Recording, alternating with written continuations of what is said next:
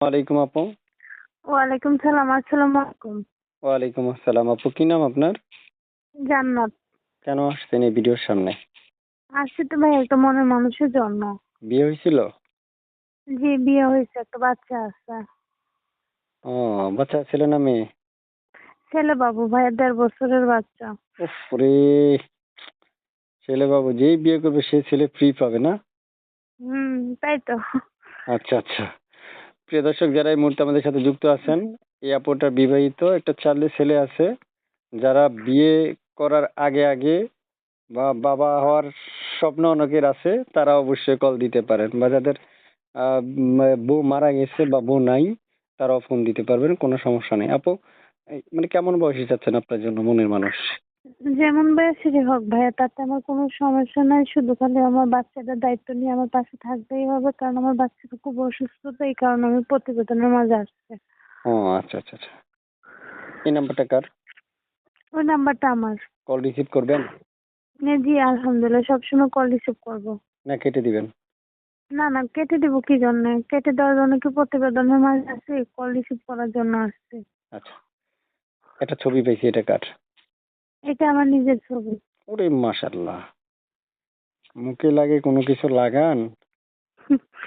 মুখে কোনো কিছু লাগে না ভাই, এটা আল্লাহর দানীয় জিনিস। আল্লাহ দানীয় জিনিস, বুঝতে পারছি। অনেক জি। সুন্দর তো আপনি, এই জন্য জিজ্ঞেস করলাম আর কি, রাগ করেন না। না না, ঠিক আছে। আচ্ছা আচ্ছা। তারপর এই যে আগে যে বিয়ে হয়েছিল, স্বামী কোথায় এখন? স্বামী ডিভোর্স হয়ে গেছে। চলে গেছে? জি জি। আচ্ছা আচ্ছা। আপনাদের লেনদেন ক্লিয়ার?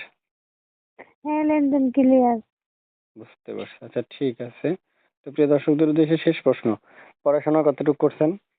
না ভাইয়া, পড়াশোনা করতে পারি নাই। করেন নাই? না, পড়াশোনা করতে পারি নাই কারণ মা বাবা নেই। আরেকটু জোরে বলেন। বললাম যে পড়াশোনা করতে পারি নাই, মা বাবা নাই, পড়াশোনা করাবে কে?